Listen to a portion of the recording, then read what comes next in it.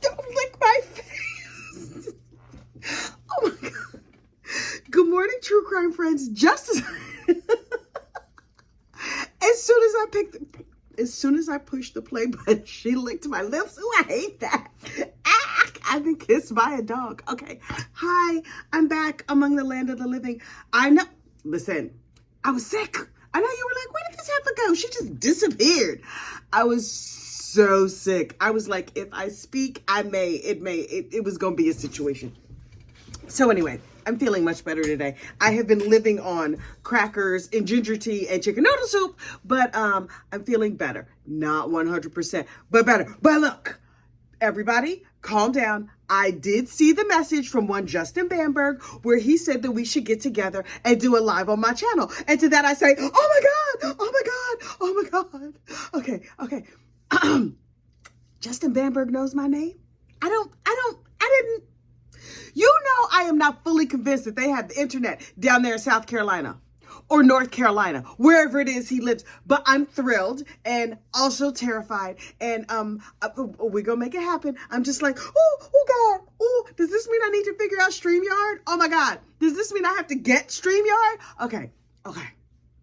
I'm trying to calm myself. I'm trying to pull myself all back together. I've been off coffee for 2 days, so you know that is an entire situation for me. I still feel more queasy than I want to feel, if you want to know the truth. It's not a good situation, but I'm about to power through this because there's a lot of things going on that we need to talk about. Okay, number one, yes, I have already sent Justin a message to say, okay, boo-boo, let's hook this up and let's do this. We're going to see what happens. We'll see if he gets back to me. Fingers crossed that he does. Also, I'm terrified that he does, but we're just going to take it as it comes. He seems like a really nice guy. And I did not say all those things about letting his soul glow. But he's cute. He's super pretty. But whatever. That's another conversation for another day. And yes, I will tell him to his face that I think he's pretty because I'm that kind of girl. Okay. Also, Tim Ferritter, the boy in the box trial. Did you see the situation? Look, Tim's family and friends and them, they're going to get Tim in trouble. This is what happened. So Tim Ferritter was sentenced to 5 years in prison for locking his son in a box and child abuse and all this other stuff. Okay, fine. But then his appellate attorney was like, excuse me, Your Honor, can he get out while we do this appeal? Because maybe he's going to get this appeal and maybe we're going to find out some other stuff and he's not going to have to go to jail, please. And thank you. And the judge was like, let me think about it. And the attorney was like, oh, wait, he has job offers. Here's 2 job offers he has to choose from. Turns out one of the job offers was fake. Now, at this point, it is unknown who faked the job offer. But apparently somebody just went on the Mazda of Palm Beach website and just like printed off like their logo and made some fake letterhead and made a job offer for Tim Ferritter. Oh my God. Y'all about to have Tim up under the jail. But now, apparently, once all that came out in the press, the Mazda was like, excuse me, we did not offer him a job. You, take our name out of your mouth because this is harming our reputation. And so the lawyers were like, oh, we're so sorry. Tim, we didn't realize Tim was a loud sack of sugar. So we're going to take that down. We're very sorry. Oh, my God, my stomach. We're very, very sorry.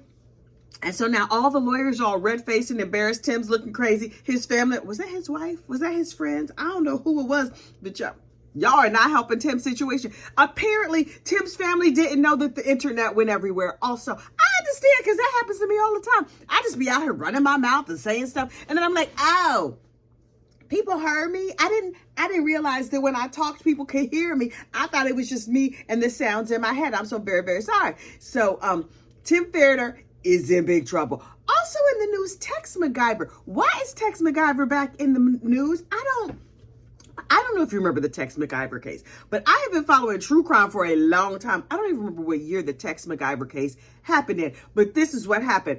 Tex was a rich, like, fancy lawyer, and then he was living in a building in Florida, Texas, I don't know, someplace down there where the weather's warm.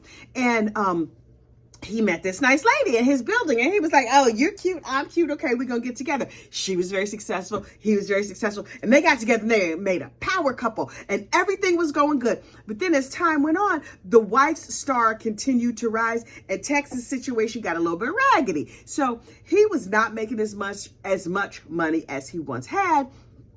And so he was like, hey, honey, can I borrow some money? And she was like, yes, of course. Here you go. Let me write you a check for $350,000. But I'm not stupid. So we're going to paper this deal with a nice contract that says, if you don't pay me my money back, I get to keep all your stuff, your farm, your everything. And he was like, of course I'm going to pay you back. No problem. Turns out he wasn't paying her back. And she was like, I love you, but that don't mean I'm not going to take all your stuff. So you're going to need to govern yourself accordingly. And then they went out.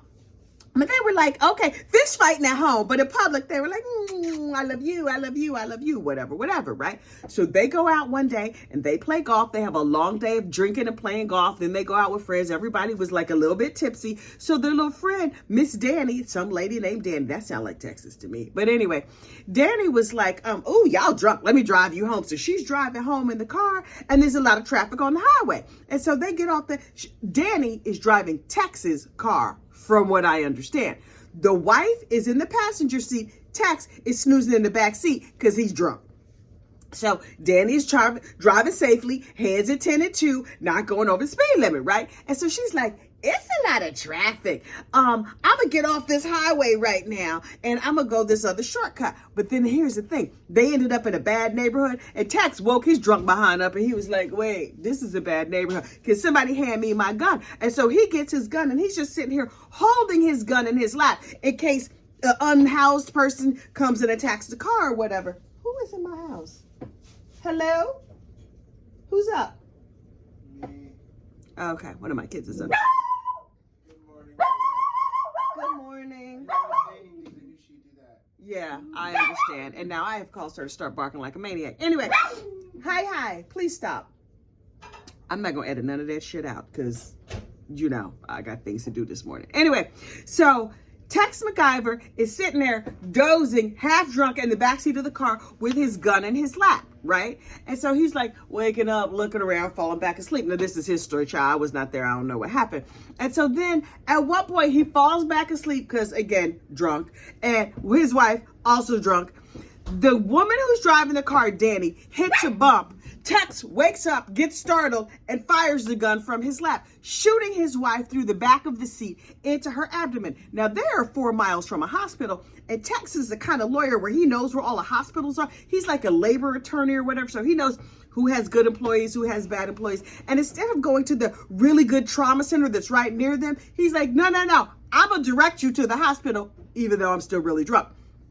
Go here and there and everywhere or whatever. So they drive around the city 12 laps and then drop the wife off at the hospital where she dies. And he's like, oh my God, I can't believe I accidentally shot her and she died. This is terrible. Instead of calling 911, I'm going to call my lawyer friend to try and get me out of this.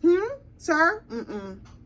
That's not going to go good for you. So, okay. So he calls the lawyer friend, and then everybody's just like, that's odd, but okay. They go to the hospital, and they get her all taken care of, only she's dead. Okay, so he goes home, and while he's grieving and sad, and it's terrible, 2 days after her death, I believe before she was buried, but not entirely clear, he has an estate sale where he sells off all her crap.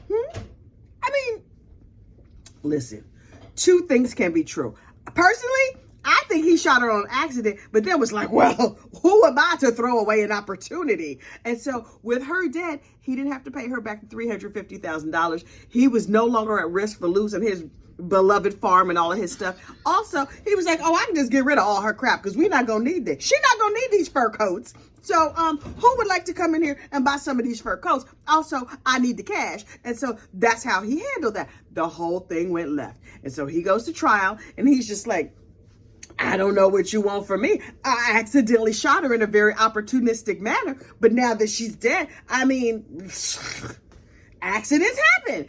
He got LWOP'd. Yep. He got convicted, not on the most egregious charge, but on like the second down charge. Also, he didn't get convicted of malice murder. He got convicted of non-malice murder. It was not accidental murder. It's like Happy to see you, murder child. I don't know what it's called. Anyway, he got sentenced to life without parole. Oh boy, is LWOPed. And now he's like, wait. I would like to appeal. So the appeal has now gone through and it's been denied. Why are we talking about this case? Child, I don't know. I'm talking about it because Court TV is talking about it. Why do we? Okay, so this just means he's still going to be sitting in jail. Fine. Great. Okay, cool. Finally, last but certainly not least, Lori Vallow Daybell is back in the news. Why is this heifer back on my TV? This is what I need to understand. This is the thing that's interesting. Lori, the cult mom, was convicted of killing her new husband's former wife. You're going to need a flow chart to probably figure that out. Her 2 children and somebody else. I forget. But she got convicted of killing a bunch of people. She's doing life without the possibility of parole someplace up in Idaho, right? And they were like, oh, we think she killed her previous ex-husband too. So we're going to charge her with that in Arizona. From Idaho to Arizona, it's a long way. I don't mess around over there with them potatoes and all the sun heat stroke and all that other stuff they be doing on that side of the country. But that's where Lori was living. So they were like, we're going to fly her down because it's a real far trip. But then they were like, ooh, the weather is terrible, snow and whatnot. So they had to drive her. Ooh, can you imagine 15 hours in a car with Lori Vallow Daybell? Well, apparently, Lori is doing well in prison. Hang on. She's in very good spirits. Oh, she was chatty. They said she chatted the whole way. 15 hours? That's a lot of chat. I hope she spent some of her time sleeping. When she got to the prison, when she got down to jail, in the middle of the night, cameras was there trained on her. And Lori was like, hey. I mean, this is my interpretation of how she was. Now, I saw the jail footage, and you can go over there on the YouTubes and watch the jail footage too. But she was like, hey, good morning. How you doing? Hi, good to see you. Oh, yes, I'm wearing long sleeves because it was cold where I came from, like in the teens. But the weather is warm here. Oh, this is so delightful. Oh, I'm not even having hot flashes. Yes, I have my reading. How you doing? It's good to see you. Haven't seen you in a minute. Hey. And I was like, how does Heifer is happy? But also keep in mind, she has like that delusional disorder. So maybe she thinks she's just going on like a nice tropical vacation. I guess if you in prison where it's cold and they take you to prison where it's warm, that qualifies as a vacation? Unclear. Anyway, so she's down in Arizona in the warm weather. And you see her in her mugshot and she's like, I mean, that's not exactly how her mugshot looked, but that's basically how it looked. And then she had her first appearance in court in the middle of the night because they got so much crime down there in Maricopa County. They just keep them arraignments going 24/7. So I'm like, okay. So she's like, hey, Your Honor, how you doing? Listen, I have a couple questions. And then so she asked some very good questions demonstrating that she was like, she knew what was going on. She was lucid and everything. But I was like, she seems super happy. But you know what? Lori has probably told herself that this prison is heaven because that heifer just tells herself anything and then she believes it. So maybe she's convinced like, oh, this is what heaven looks like. That's why I'm wearing this terrible outfit. I was wrong. It's not camping with Chad and his storm, but it's sitting in a metal bunk with some undesirable food. Jesus loves me. So, we're going to see what happens with her crazy behind and how all that unfolds. I'm going to go and try and feel better because I feel terrible. Although you could not tell from the sound of my voice, I feel like utter garbage. And so I will not be back tomorrow. I mean, I'll probably do a members only video tonight, which today is Saturday. What's today?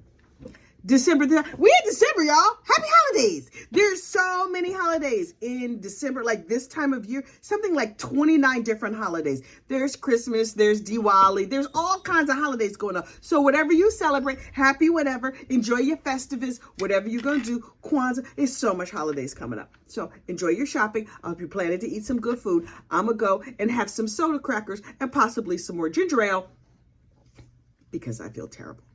All right. Y'all have a great day. And members, I will see you again tonight. The rest of y'all, Monday? I don't know. I'll see you when I feel better. Have a good one. Bye.